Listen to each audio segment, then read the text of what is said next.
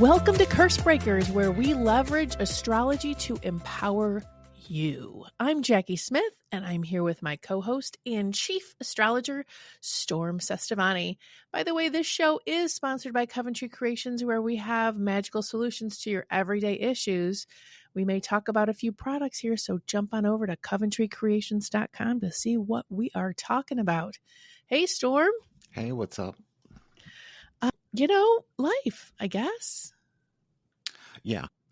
Hey, let's talk about the fact that it is challenging. I haven't met one person who said life is great without lots of kerfluffle, lots of stress and challenges. And if you are that person, please let me know, because I want to talk to you and I want to find out what you're doing. Right. Me too.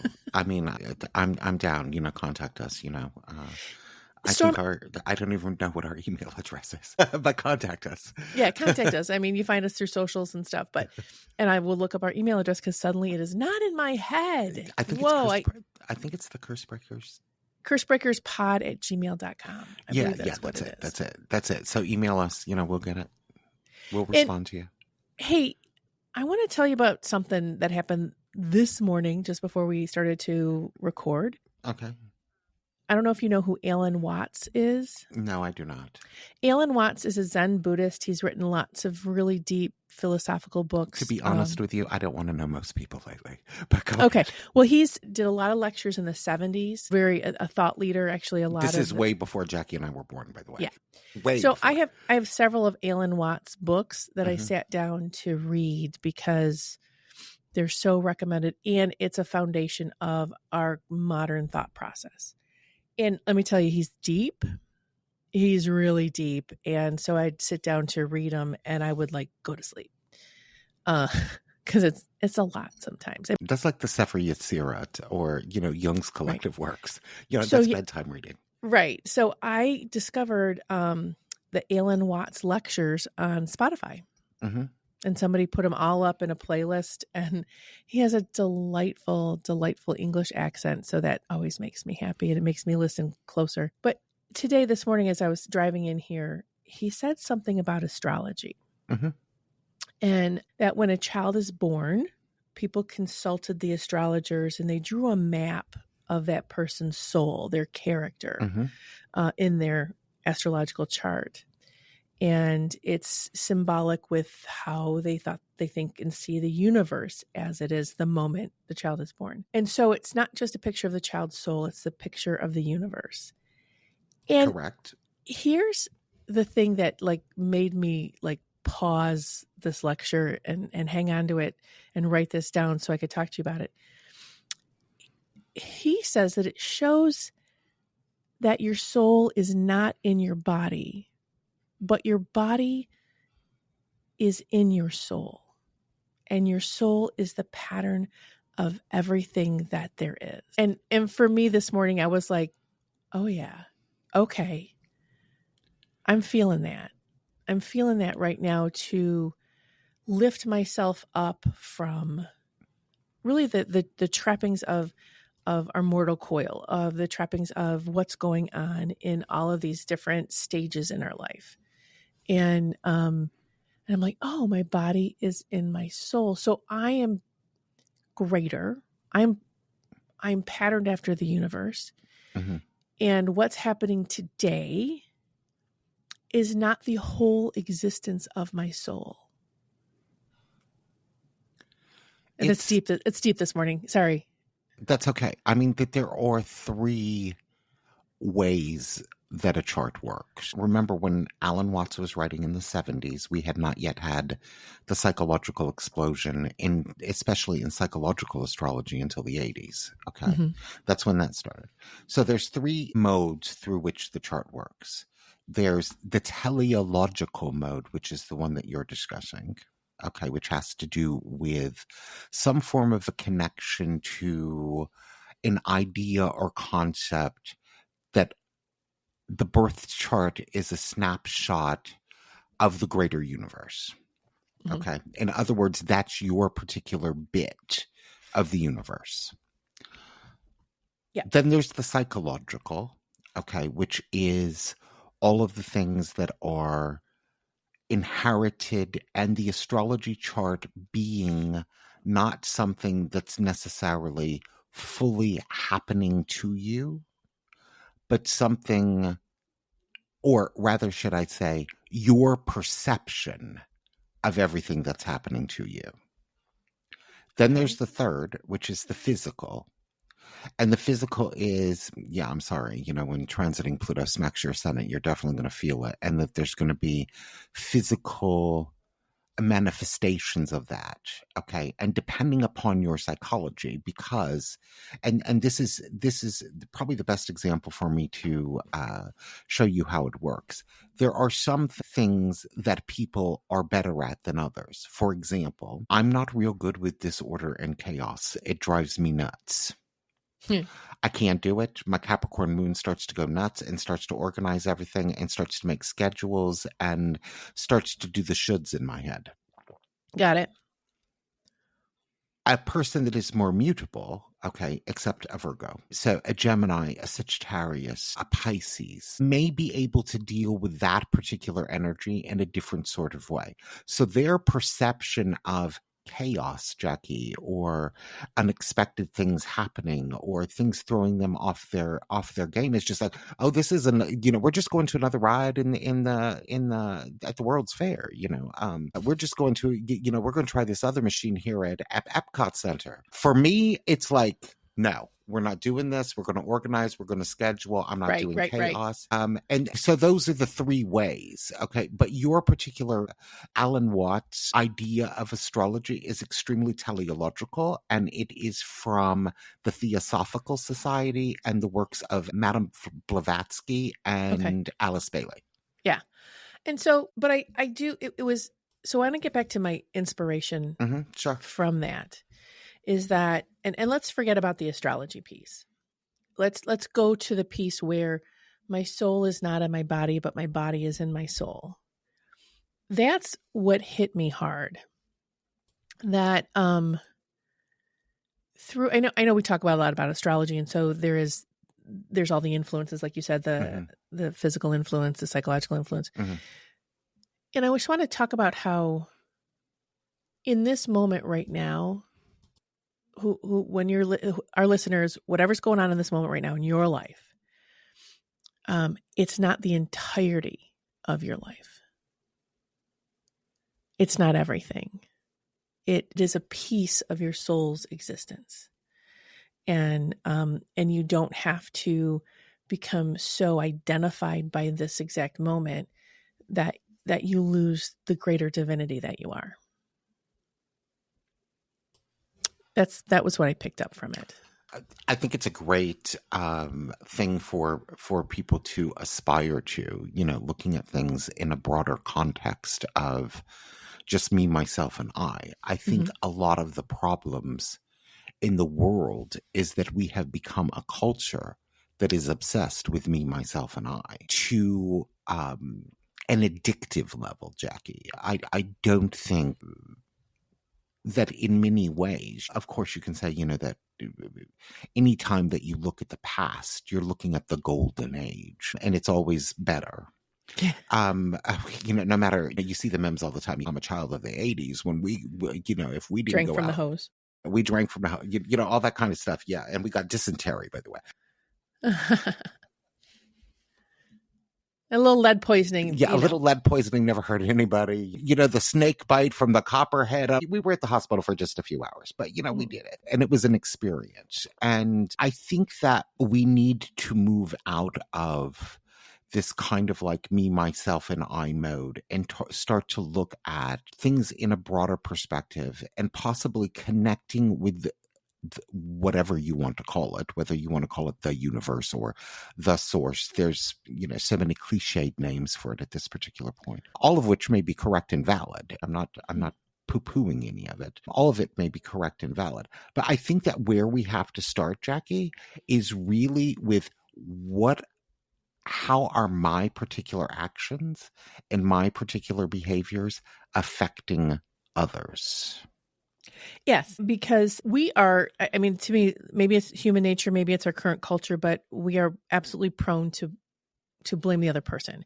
It's very hard for our ego to be the bad guy Yeah, in the me, myself, and I. situation. Yeah, me, myself, and I. So it's somebody else influenced this, somebody else did this. So I know for myself personally, in my biggest challenges, in my darkest nights, when I say, what did I contribute to this? What were my actions that influenced this? Mm-hmm. And what am I learning from this? Right. And that's, that's kind of what we talk about at Curse Breakers all the time, is when we talk Right. about the influence of the stars, whether it's us or the astrology. When we talk about that influence. When we're being insightful, it's us. When we're not, it's the astrology. Exactly. Of course, the blame goes where it's supposed to go. Yeah, we project it where we want. But how we can use that, what's the lesson here? What's the lesson that astrology is bringing us? What's a lesson that we have the privilege of addressing while these vibrations that are hitting our earth are bringing it up naturally? One of the things that, and it happens this week, Jackie, by the way, happy Thanksgiving or happy Gratitude Day, however you want to call it, to all the people that are celebrating that this week. And we just want to happy say that. Indigenous People Day, which is the day after. Right. There's something interesting that happens this week. We don't have a lot of astrological energy, but there is a situation, and I'm actually glad it's happening, Jackie, because we often look at like trines and sextiles as these wonderful, it's going to be groovy type of aspect. Okay. Groovy can lead you to trouble. I'm just going to say that. Groovy can lead you to trouble, which we're going to get into that in just a second, because sometimes what appears, there's this great verse in Deuteronomy in the Bible. And of course, most people know that I'm a Kabbalist. So I do, use the Bible as my magical tome.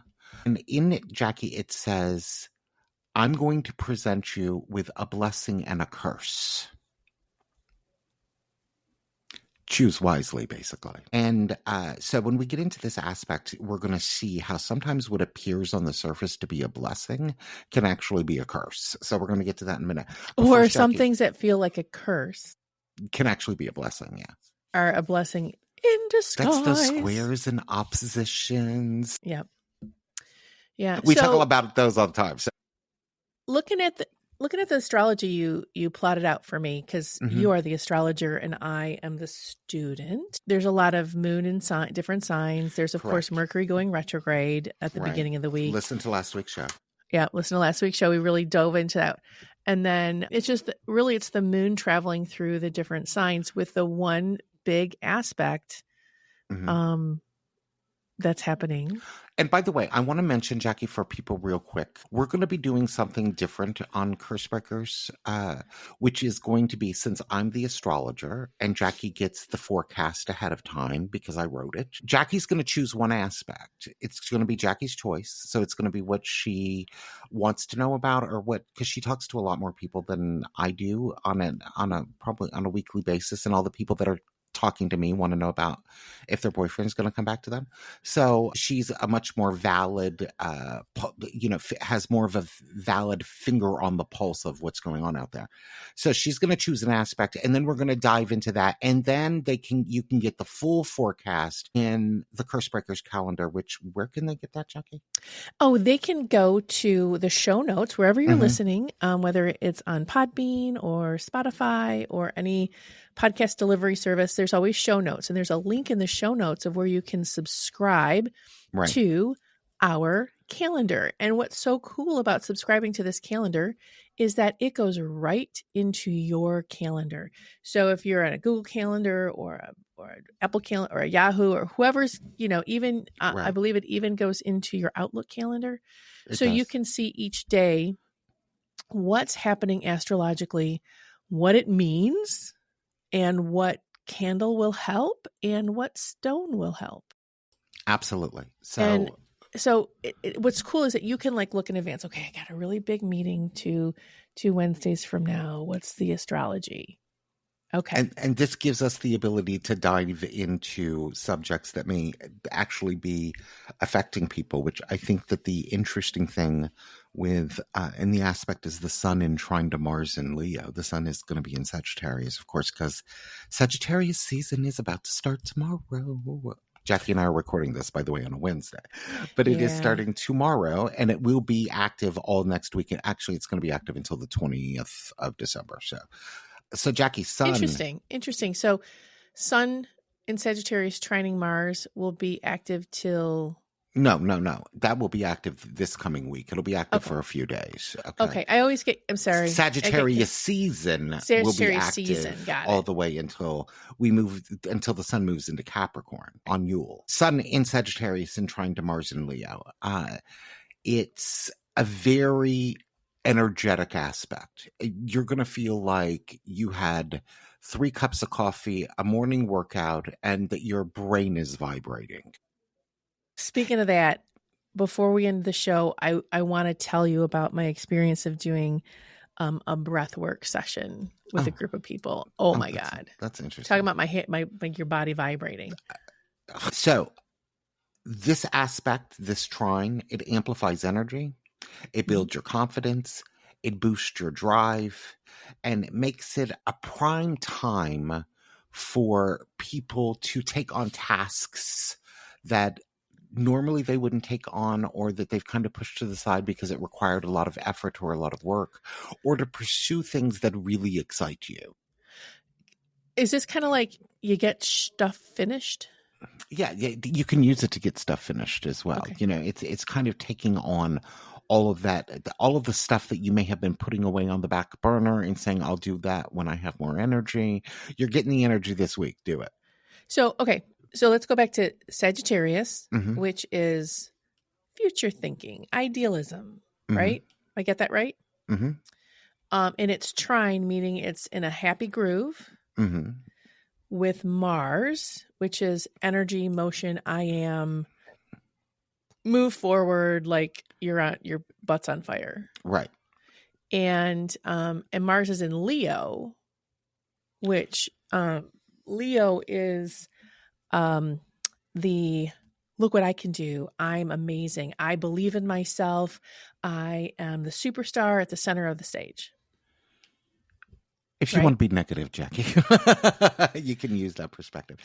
The sign of Leo has to do really with self-creation, building who somebody is as an individual. Okay. All right. So I went the typical, atypical. So, but there's an amazing amount of self-confidence. There's a lot of, it boosts self-confidence. It gives you the, you can do it and type of push. The sun, which is, again, a lot of self-confidence. It's the peak of energy. Right. And the thing that you have to also remember is that Mars in Leo is ruled by the sun. So it gives that sun a little bit more of a boost. See, so no wonder this is high octane. This is a high octane day. This is not regular gas. No, and it is going to turn your car into a muscle car that can go on the track. Anyway, right. You're getting turned into the muscle car. So this is really about dreaming your future. It's like, I'm going to do everything right now that I can to put my future in place. Well, what I'm seeing, Jackie, out there on the streets is that a lot of people are starting to shift into this almost frantic type of energy of getting stuff done, whether it be because we're closing a year or because of anticipated changes in regards to business coming up, so that there's kind of this fury of energy that's kind of going on with a lot of people. And a lot of people are even looking at things from, I need to do this and I need to do that. And so it's kind of giving this boost of energy, and it's an optimistic energy. It's not like you're doing it with a drudgery. It's you're doing this because you need to do it, of course, but you're doing it with more of an optimistic flair to it. The risk in regards to this aspect, i.e., is this a blessing or a curse, is that you can overexert yourself enormously. You know, do not push the treadmill up as high as it will go to a high incline. Don't do it. Do not. And also, okay, keep going. And also be very, very careful in regards to your interactions with others, because you may not come across assertively. You may come across aggressively. Okay. And you know what else I see? What? And in addition to all that is don't raise your hand to volunteer for something. Right. I mean, because there's that impulsiveness over commitment. Like, oh, I have great energy today. I've got all my spoons plus 20 more. And so I can take on this, and this. I'll host Christmas for the entire community. Sure. Because it feels like a good idea. So really just like write on your hand that morning is that even though it may be raised, I'm really saying no. do stuff, but don't get crazy. That's what you write in a Sharpie on your hand. Right. Do stuff, but don't volunteer. Yeah. Don't volunteer. Don't get crazy. Don't volunteer today. Wait till tomorrow. Think it out. Yeah. So the positive side of it is the boost in regards to all of this energy. The difficult side of it, Jackie, is I think that when people go into this high energy mode and that there is this frantic type of fury in regards to getting things done and getting things accomplished, and I can do this and I can do that. And remember, Mars doesn't like to quit. Mars just wants to go, go, go. It's the god of war. He wants to conquer things to bring it back to the sun. The sun, in caveman days, it was Mars that went out and killed the dinosaur to bring the dinosaur back to the sun. So it's the way that it worked. I'm sorry. So what I think that people, and this is the big thing that I wanted to discuss with this, is the reason why I think that people need to be very, very cautious and don't get crazy is because you can easily become burnt out like you wouldn't believe. Oh, that's burnout is, especially this time of year, is a big deal. And I'm hearing from everybody that they have no energy. That they feel like their life has been sucked out of them, especially when I'm talking to people that are either small business owners or solopreneurs, or even people, Jackie, that work, like I know many people that work in the medical community that are having to do like 60, 70 hours a week of work. Yeah. And that is a situation in which, they really don't have any choice. They have to do it. Mm-hmm. And I wanted to talk about this a little bit. I know that, you're a business, and the first thing that I want to know, Jackie, just to ask you a couple of questions, is where we were in, let's go 2021. Okay. Is business for a small business owner radically different approaching 2025? Goodness gracious, yes. And it all depends on what type of business you have. So if you're a retailer, whether you're online or brick and mortar, in 21, people were knocking on your door begging you to take their money. Whatever you got, give me something. I'll buy the thing that you hadn't sold in 10 years.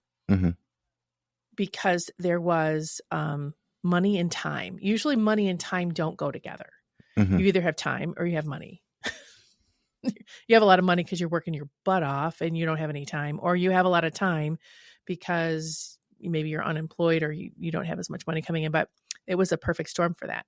Now, on the other hand, if you were in, manufacturing or service oriented or you planned events, things like that, your business was, you were shut down. You were still shut down through 21. Now, fast forward to the end of 24 going into 25. Now, brick and mortar retail is a challenge because people have not come back to the way they were in 2019. Do you think they just bought everything they wanted? Well, there's a little bit of that. There was the inflation that hit us in 23. There is which created some weird economic stuff. People say we're growing economically as a country, but there is the inflation thing. Things are just more expensive, rent, cars, etc. And that happened in 23 and they got a control on that, but it's not going back down. I mean, it's just when things go up in price, they just don't go back down. It's just the way it is. So there's also, I think that's something that two things that we're not really talking about. Thing number, which I think actually is a bigger influence than things are more expensive. Number one, the percentage of people who are remote workers is astronomically higher. We didn't really contemplate remote working until COVID. And so people aren't leaving their houses. In 19, I could stop by the store on my way home. I would go by, I'm driving over to this place over here because I'm out and about in the world, and I'm going to stop by this place and this place while I'm there. Also, we socialized with shopping. We don't socialize with shopping anymore. And so that was a huge change, and it was a drastic change. And then number two, we cannot forget, is we have significantly fewer people. They died. And the people that had time to shop and maybe some money to shop were some in the older generation, and they have passed. It's a large amount of people. Don't forget the amount of people that died. So those two things, I think, are affecting that brick and mortar. I'm seeing people in the other industries that were really slow doing really well right now, in different ways. Like manufacturing is way up, especially in the U.S. because people want more U.S. made products. Event planning and event management is way up because instead of socializing with shopping, people socialize with events. They want more of that type of community situation. Those things are way up. Shopping online is way up. And a lot of times it comes down to people shopping on Amazon or Temu or Shein because it's so inexpensive. But there's also online experiences, communities, loyalty programs, everything. So there's a lot more online shopping. For instance, there was a local place where I would go get my coffee, and it was freshly done, blah, blah, blah, blah, blah. Well, that place closed from COVID, and moved and got smaller. So it's not easy for me. So now I buy it online. I found a new roaster. So that type of thing is like, it's not just all Amazon, but it's shopping online. I just went too long on all that. So yes, big changes. The other thing that they're cultural changes. Right. And the other thing that I think has changed is more people are leaving traditional types of jobs and doing gig economy work. Yeah. Whether it be now many people that are delivering stuff for Instacart or DoorDash, or because they're making significantly more money than they were making, when they were the janitor at the hospital. Exactly. So that is, and there's freedom of when you want to work and do. So there's a whole mindset on that. There's two mindsets in gig economy. The number one mindset is I'm going to make a whole bunch of money to propel me to the next thing I want to do. It's going to allow me to do the next thing. And then there's the mindset, which is I'm going to work as much as I absolutely need right now. And once I finish that, fill that need, I'm going to back off. And do you, one of the things that I think, I was listening to Susie Orman the other day. She was on one of the business channels.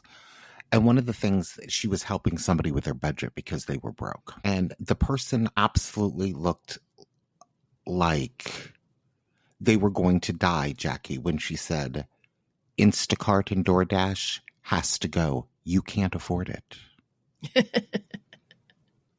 You're going to have to go to the grocery store. You can't afford Instacart and DoorDash. Yes. And then when she would show them how much money they were spending on Instacart and DoorDash and how much money that they would actually save if they went to the grocery store or to Target or wherever rather than having everything delivered, it was a jaw-dropping experience to the point that, Jackie, I was even thinking in my head, how much money am I wasting on this stuff? Oh, yeah. 100%. 100%. And is that ultimately going to lead to, do you think, Jackie, a blowback to the gig economy once it's not affordable? There's once people can't there's afford it. already a blowback on the gig economy. One of my stellar employees, she left the gig economy to come to work for us because it's flooded. It's flooded right now. It's flooded with people who are, C grade type folks. And I know that I've been experiencing that. If I'm like, all right, we're having a meeting, we're just going to do DoorDash lunch so we can get through this meeting. Mm-hmm. And then next thing I know, it's taking them an hour to deliver. It's cold because they're delivering 14 other orders, blah, blah, blah, Right. blah, blah. So that's real. And she was saying that it's not worth the battle because they're also the gig economy players are changing the rules on their team. In what way? Do you know? Well, they're changing loyalty programs. Like if you are somebody who is an Instacart and you have like 5-star ratings and then you get first pick and this and that, well, then they took that away. So anybody, if you're fast enough, and so there's apps that get in your app to grab orders faster. Wow. Yeah. So it's just, remember eBay? Mm-hmm. Back in eBay, and then there was that app you could use on eBay, so it would auto. Girl, we were children then. I know. Well, a couple of times I did eBay, and then I'm like, man, I'm not this aggressive. But there was like, you could get this program that would automatically bid up and stuff like that, and so before it was like you had to watch it and be on it and go, okay, I'm going to bid a little more, and then next thing you know, there's programs that do it for you. So it's kind of like that. So there's technology is always going to find a way to hyper competitiveness now in the hyper competitiveness. Yeah. So yeah, I think the gig economy is changing. Also, there are laws. Each state, many states, not each state, many states are putting in place laws around gig workers and how they're treated and what's covered, what's not covered. And did you know that for DoorDash, if you don't have a car, you could get into a program where they help you buy a car. But basically what happens is you're giving DoorDash all your money. Oh my. It's like it becomes, I'm sure it was a good idea on their part to say, oh, we need more, because they needed more DoorDashers. But right. I mean, it's just that there's always that shady place underneath. So I do think gig economy is changing as people are going, wait a minute, why am I being so frenetic in my life?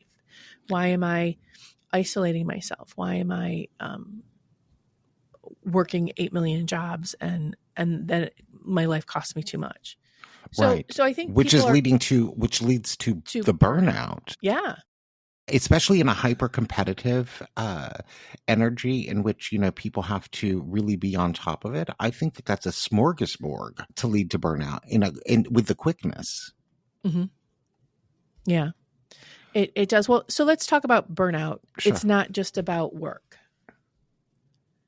It's not just about how many hours you work or how stressful work is. Burnout is about whole life stress. I mean, there's plenty of people I know that work a lot of hours and then they go home and then they have the life that they want. So their work facilitates the rest of their life. And so they don't experience that same amount of burnout. But I did go to, Jackie, the APA Dictionary of Psychology. Okay. I have one. Okay. And looked up the word. And it is defined as physical, emotional, or mental exhaustion accompanied by decreased motivation, lowered performance, and negative attitudes towards oneself and others. And why are you describing me like that? Honey, that was the APA Dictionary of Psychology. That wasn't me. Do not blame the messenger. And basically, what the dictionary also states is that often we don't realize that we've hit burnout until we've crossed the line. Yes. Until you're in it. Yeah, it's interesting because you've been calling me out this year. Actually, been calling each other out because at different times I'm like, what? We're both compulsive workaholics, Jackie. You're going into burnout, Storm, blah, blah, blah, blah, blah. I can hear it in your voice. And you've said the same thing to me. And we have code, which is How have you taken care of yourself today? Right. That's our code. What have you done today for you? And then we go, nothing. Shut up. Only on days ending with the letter Y. Yeah. But and I have been flirting with the burnout line, going over it, coming back, going over it, coming back, for 2.5, You 3 won't believe years what I now. just said. The thought that I had was like, we have a burnout line. Yeah, I think when we say the word line, I'm thinking candles. I get it. Flirting with that burnout level. Yeah, I don't want to make a burnout line because then I'd have to make it smell like pot. No, that's so back in the 80s. Or what was the wonderful bright idea? Chocolate smelling candles that smell like fish. Yeah.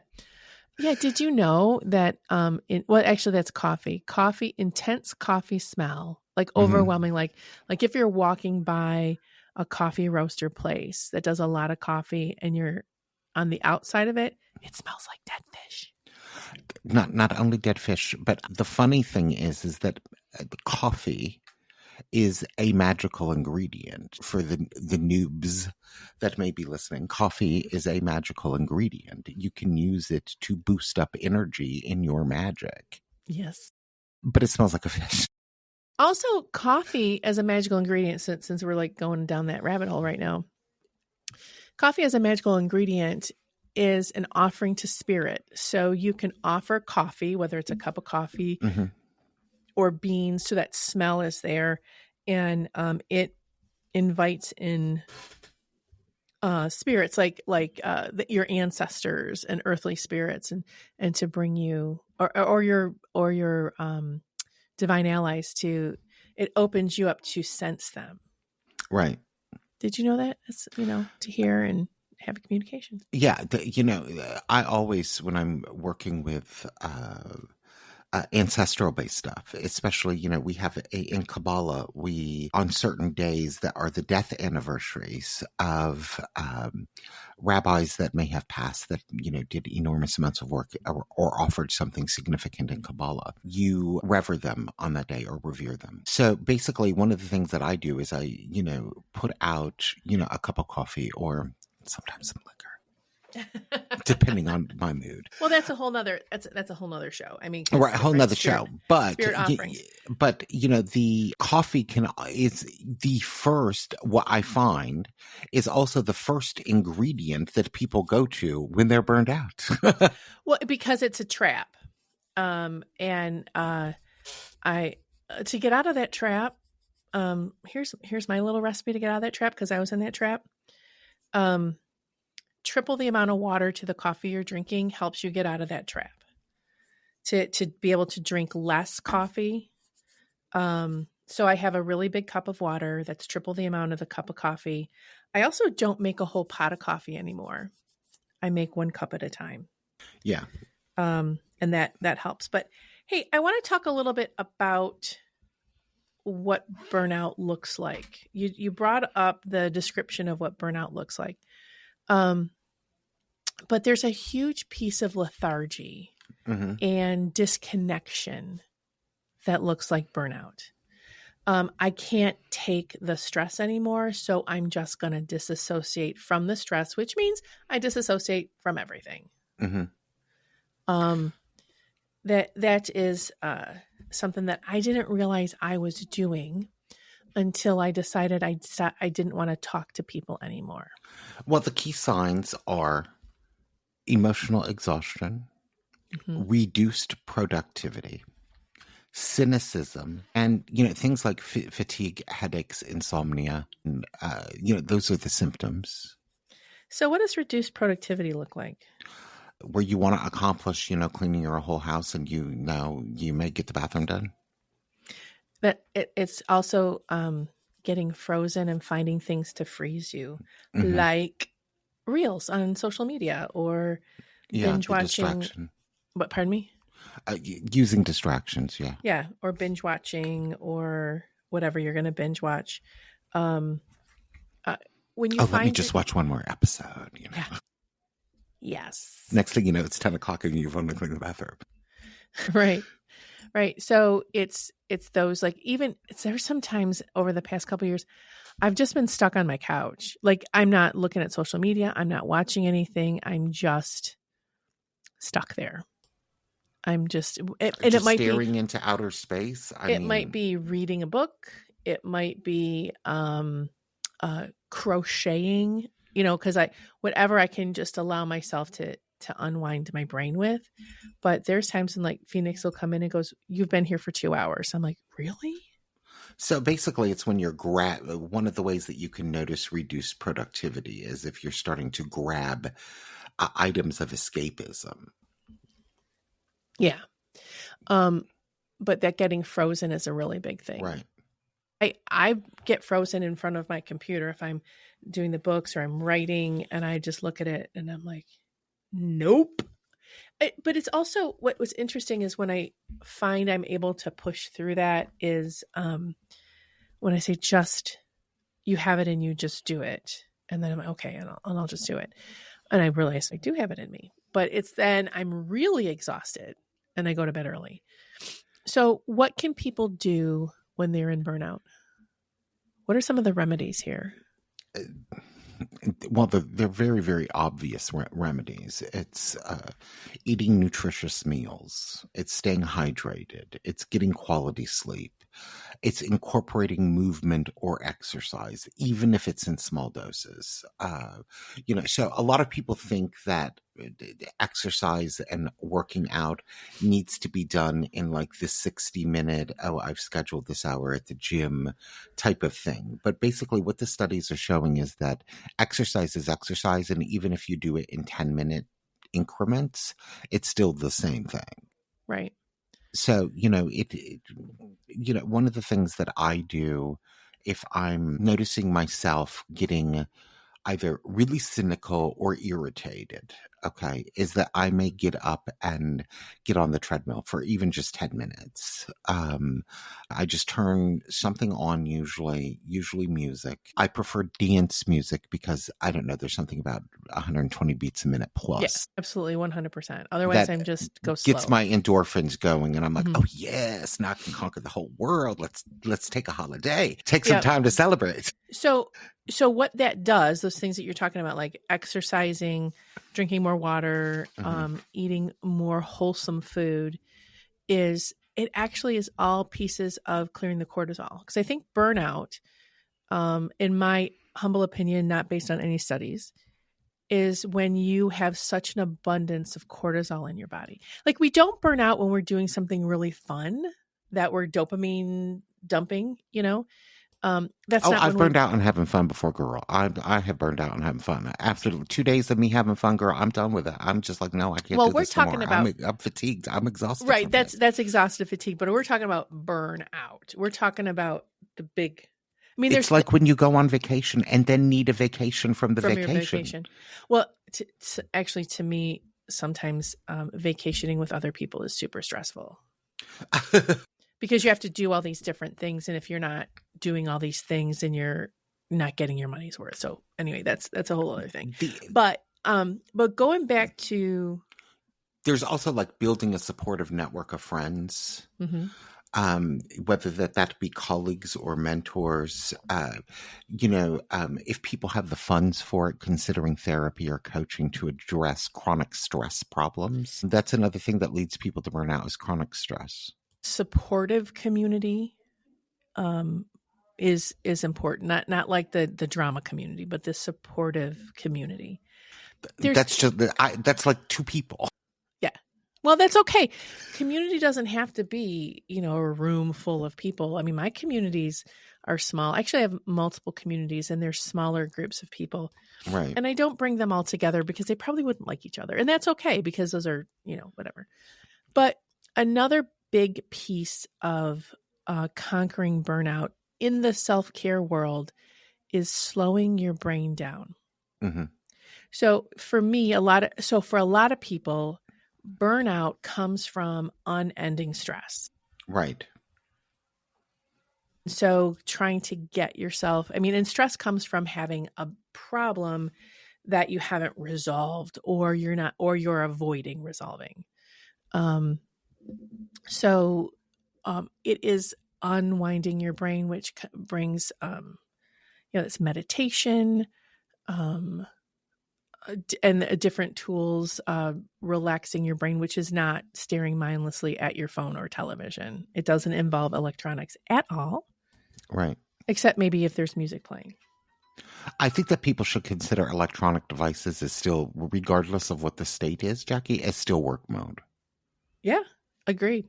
It's a job keeping up with all those people. Oh, yeah. Social media, whew. Like kind of what you're discussing is kind of like end of the day calming routines so that people can transition from one mode to the other. Yeah, turn off the news, kids. Turn off the news, which is what my household is doing right now. There's something that I have found, which has been an amazing tool to clear some of the burnout, and which is binaural beats, different like theta level, gamma level, delta, all those different different hertz, megahertz, whatever. And that has calmed my brain down and allowed me to think a lot clearer and go, oh, I'm in burnout. Okay, now I need to take care of myself. And what does take care of myself mean, which is not about a quart of ice cream. Right. What does I was going to say that people need to develop some form of like reward program for themselves, except that it does not involve a cheesecake. Right. So I recently had a healing session with this amazing woman, and she does family constellation healing. But one of the things that we did was, in starting our session and talking about my burnout, she gave me an assignment, which I did.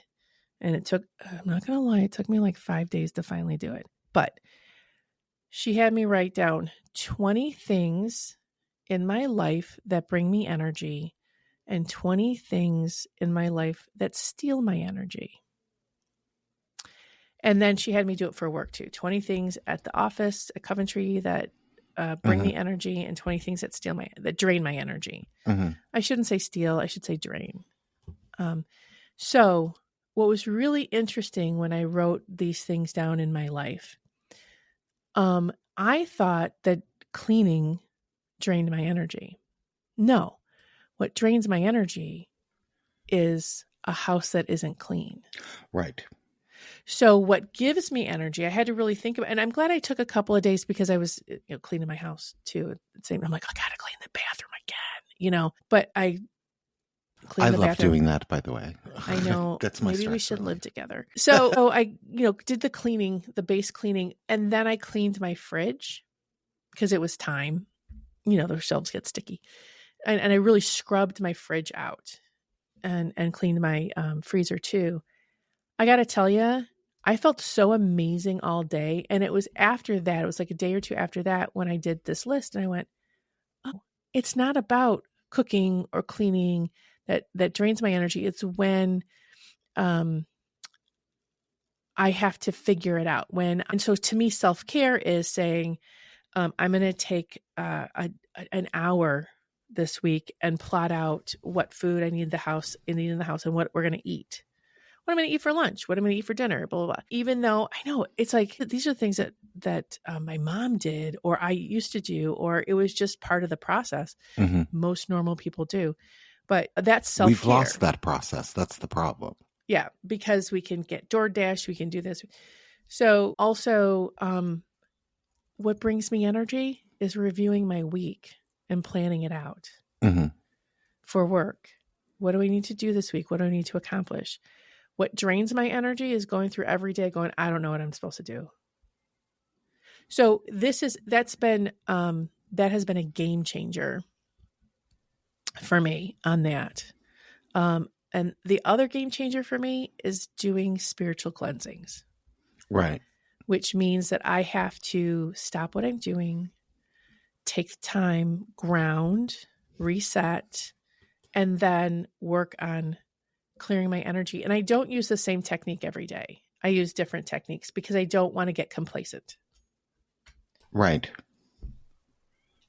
So those are all different ways to work, not to combat the burnout, but refill your energy, because Well, burnout is I think that people need to reframe burnout because a lot of people look at it in some form of way as a failure, but it's actually a signal Mhm. for us to recalibrate our approach to work and life and finding some form of balance there, which is extremely difficult. You said something really important too, reframing.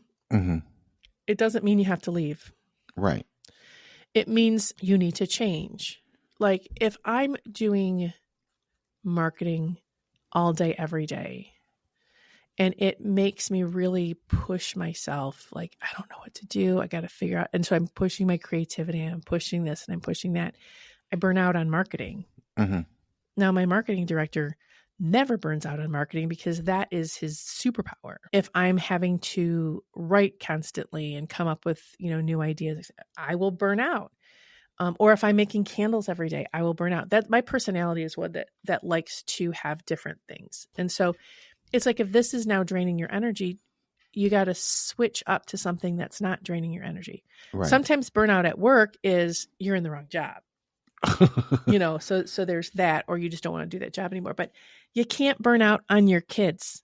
If you have burnout with your kids, it's like, okay, now it's time to take a different approach. And people also have to realize that self-care on its own isn't selfish. It's actually essential to sustaining performance. Mm-hmm. It is.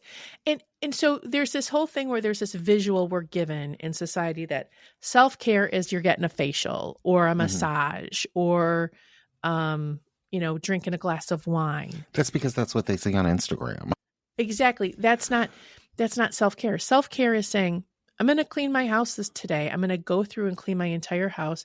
And then I'm going to get something creative. I'm going to do something creative, or I'm going to do something for me, or and reward system doesn't necessarily mean shop or eat. Right. You know what I did? What? I ordered some paint by number kits. Oh, sounds fun.